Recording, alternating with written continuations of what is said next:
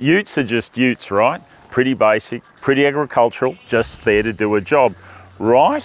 Wrong. Utes are now amongst the most important vehicles in the modern Aussie motoring scene, and this one, the Isuzu D-MAX, is amongst the best and most popular. But no ute can just stand on its laurels in such a competitive market. It has to improve, and so Isuzu's given the D-MAX a bit of a cut and polish for 2024. Is there any substance to it, or is it all just for show? Let's dig below the surface and find out.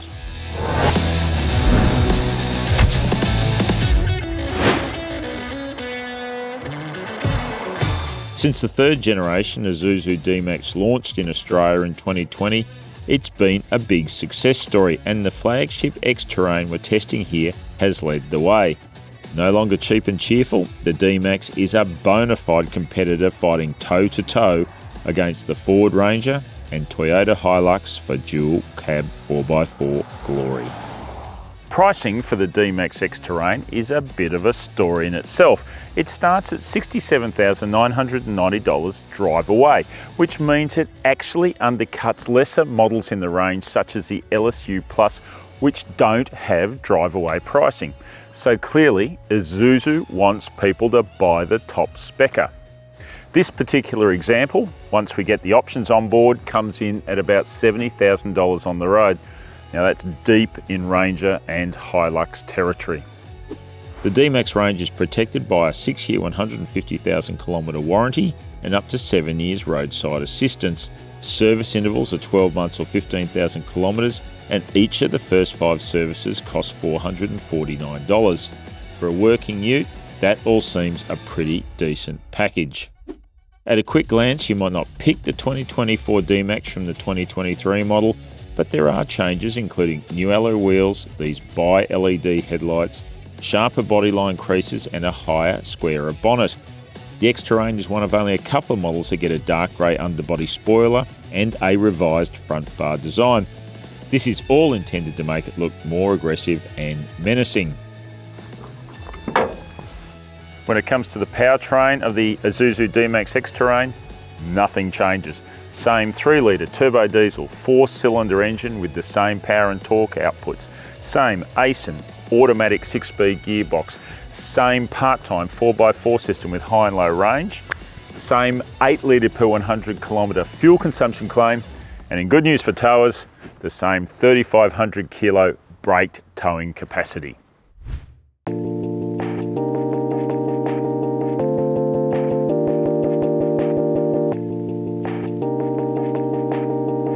Isuzu says the interior of the updated D-MAX has been inspired by the Japanese art of mura, I hope I'm pronouncing that right, origami paper folding. Okay, sounds great.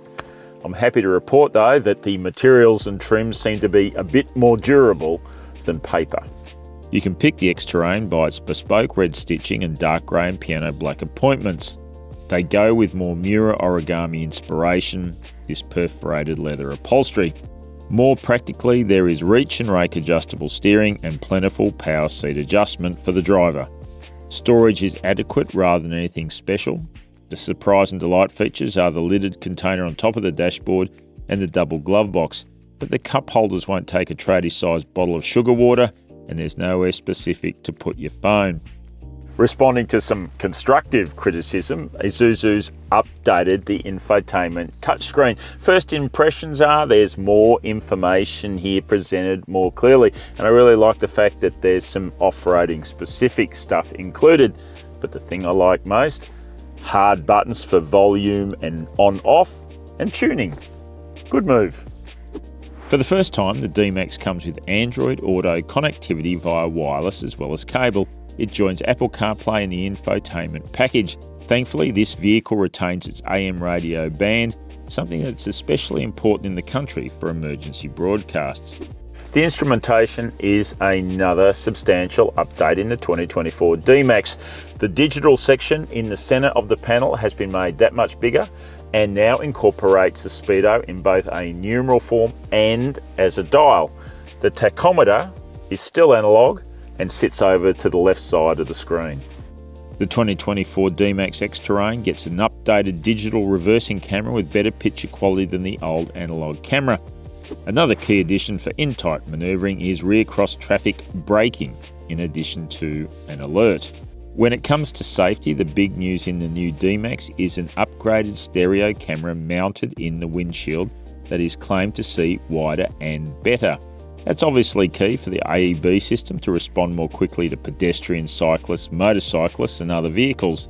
Adaptive Cruise has also been updated with a speed sign monitoring function, and lane keep assist responses have been smoothed out as well. So let's get serious for a second.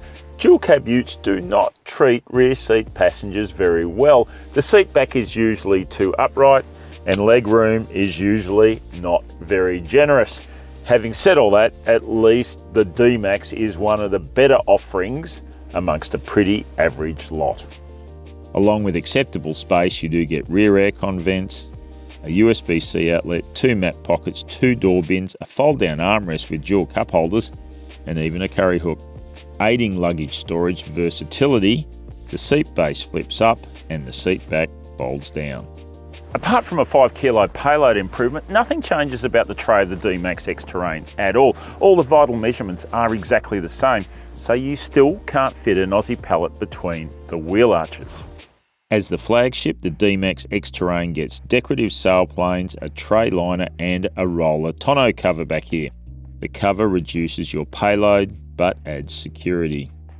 So, talking security, let's get behind the wheel of the D-MAX X-Terrain and see how securely it drives on and off-road.